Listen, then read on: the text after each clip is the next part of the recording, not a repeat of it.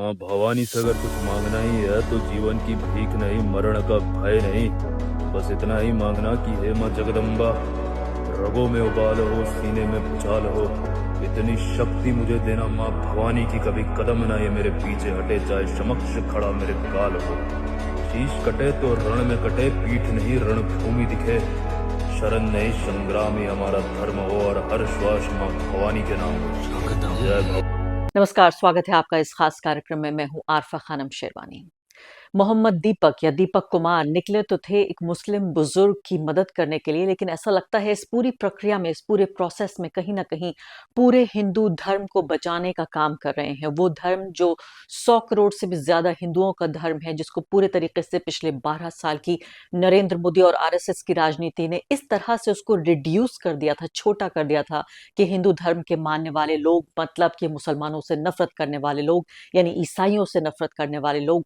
आपने ये वीडियो देखा, कहीं से भी इस वीडियो में आपको कोई डर लगा, कोई खौफ आया? एक ऐसा व्यक्ति नजर आया जो हिंदू धर्म का, अपने धर्म का मानने वाला है, अपने धर्म से प्रेम करता है, धर्म के जो तमाम भगवान हैं उनसे प्रेम करता है और उनसे शक्ति मांग रहा है। किस लिए शक्ति मांग रहा है?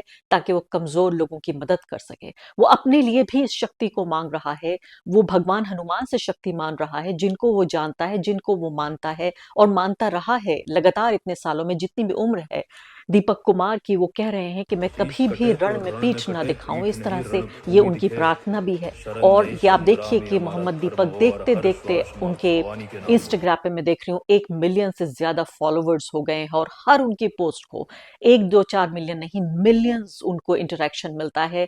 एक तरह से दीपक कुमार के इर्द गिर्द एक पूरा न्यूज साइकिल तैयार हो गया है। इस हफ्ते को, इस बात को 2 हफ्ते से ज्यादा इस घटना को गुजर चुके हैं, लेकिन दीपक कुमार से जो अटेंशन है, जो ध्यान है, वो हट नहीं रहा है 2 वजह से।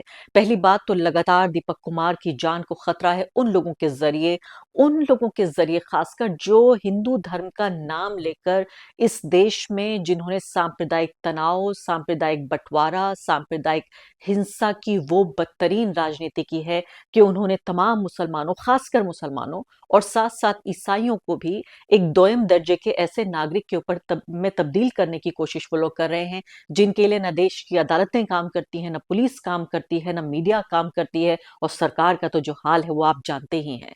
जब से मैंने ये पिछला वीडियो बनाया है, लगातार मुझे ईमेल्स मिल रहे हैं और लगातार इस बात को लेकर कहा जा रहा है कि हम दीपक की मदद करना चाहते हैं। मेरे पास न सिर्फ कि कमेंट सेक्शन में आप लोग कमेंट्स कर रहे हैं, मुझसे पूछ रहे हैं कि हम दीपक की मदद कैसे कर सकते हैं, मेरे पास बाकायदा ईमेल्स आ रहे हैं। आप यकीन जानिए, देश से बाहर भी जो भारतीय लोग बसे हुए हैं, वो लोग भी फोन्स के जरिए, व्हाट्सएप और ईमेल्स के जरिए लगातार मुझसे पूछ रहे हैं। मैं अच्छी खबर यहां आपको ये देना चाहती हूं कि इस वक्त दीपक कुमार की मदद के लिए देश के सबसे बड़े 15 सुप्रीम कोर्ट के जो वकील हैं, जी हाँ, वो दीपक कुमार की वकालत कर रहे हैं। इस सब के बावजूद भी अभी एक ही लम्हे में बताऊंगी कि दीपक कुमार की जान को नया खतरा किस तरह से आया है, लेकिन पहले अच्छी खबर सुन लीजिए, फिर बुरी खबर सुनाऊंगी। तो अच्छी खबर ये सुनिए आप कि किस तरह से सुप्रीम कोर्ट के ये जो सदस्य हैं, सुप्रीम कोर्ट के जो वकील हैं, ये 15 वकील, इन्होंने ये तय किया है कि सालाना 10,000 रुपए वो देंगे और सालाना मेंबरशिप खरीदेंगे। उस मेंबरशिप का जो कार्ड है वो इन लोगों के नाम से होगा, लेकिन इसको इस्तेमाल वो लोग कर पाएंगे जो वहां स्थानीय लोग हैं, क्योंकि दिल्ली से तो कोटद्वार लोग नहीं जा सकते उस जिम का इस्तेमाल करने। वरना आप यकीन जानिए, सबसे पहले आपकी ये पत्रकार, सबसे पहले मैं ही इस मेंबरशिप को खरीद लेती।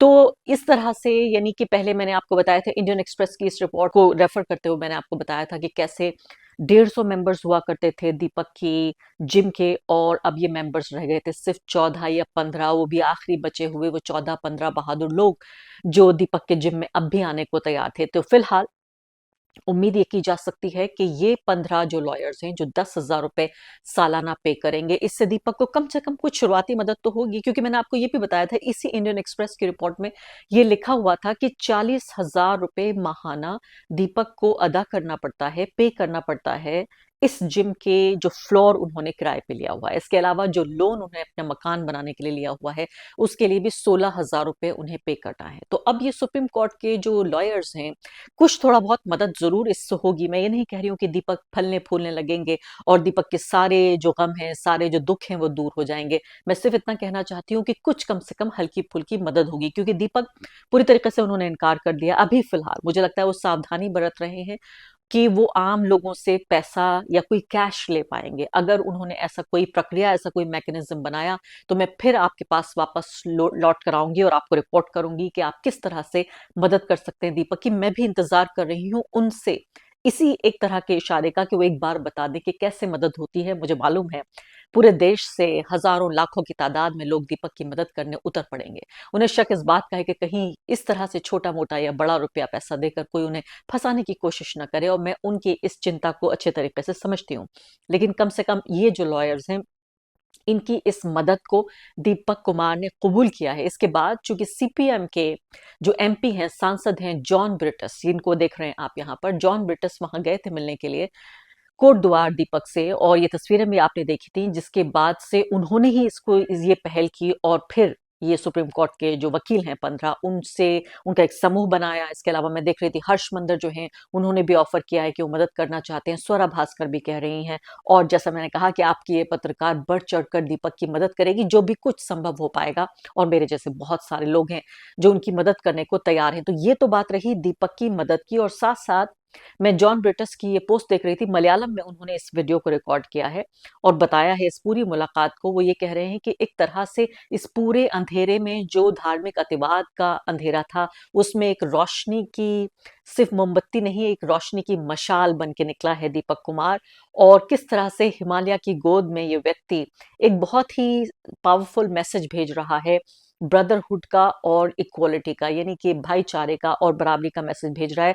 जब मैं कोटद्वार जाने वाला था, उनका ये ट्वीट कहता है, तो मैंने ये नहीं देखा था कि इतना समर्थन दीपक को मिलेगा, लेकिन मैं वहां गया और उसके बाद मैं देख रहा हूं कि किस तरह से इस बहादुर आत्मा, इस बहादुर व्यक्ति के फेवर में कितने लोग खड़े हुए हैं।